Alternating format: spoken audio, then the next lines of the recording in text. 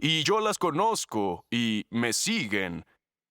Una de las evidencias, una de las pruebas del hecho de que eres una oveja y no una cabra, y esa es una ilustración bíblica que se utiliza para diferenciar entre el rebaño de Dios y el rebaño de Satanás. Y él llama cabras al rebaño de Satanás, y llama ovejas a su rebaño. Y él dijo, mis ovejas oyen mi voz. Aprenden a oír mi voz. Y quiero que entiendas que Dios aún habla. Desea comunicarse.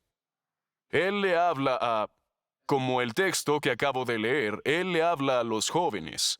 Les habla a los adolescentes. Les habla a los niños.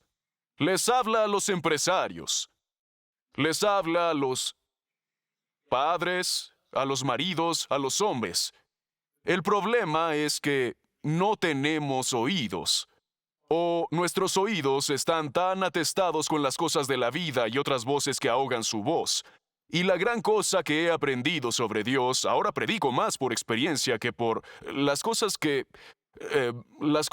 estudio han cambiado. No sé cómo explicarlo, pero estoy en una temporada en mi vida, y la temporada en la que estoy, que te estoy enseñando tanto, no solo lo que he aprendido de los libros, sino lo que he aprendido de la vida y caminando con Jesús por muchos años. Y Dios rara vez grita.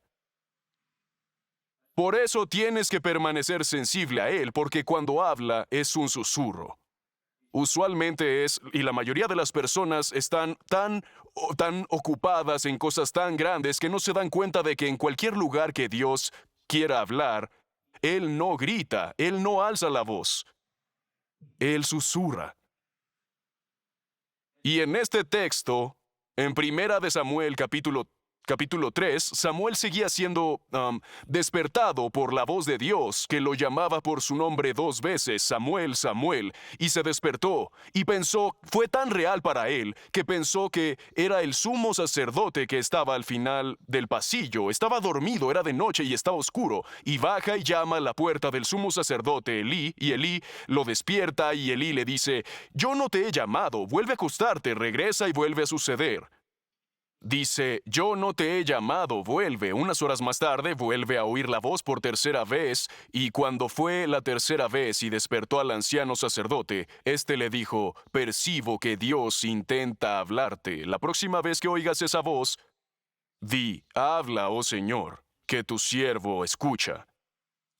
Y Dios le habló. Y esas palabras eran tan poderosas que sacudirían la vida de Samuel. Samuel se convertiría en el principal profeta del Antiguo Testamento.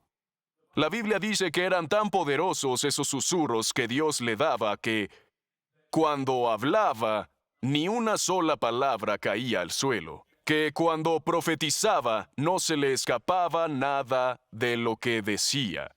Tan poderosas fueron las palabras que pronunció que cuando Israel tuvo que tener un rey, Dios le dijo a Samuel que fuera a casa de Jesé y que sería uno de sus hijos, y trajo 7 hijos.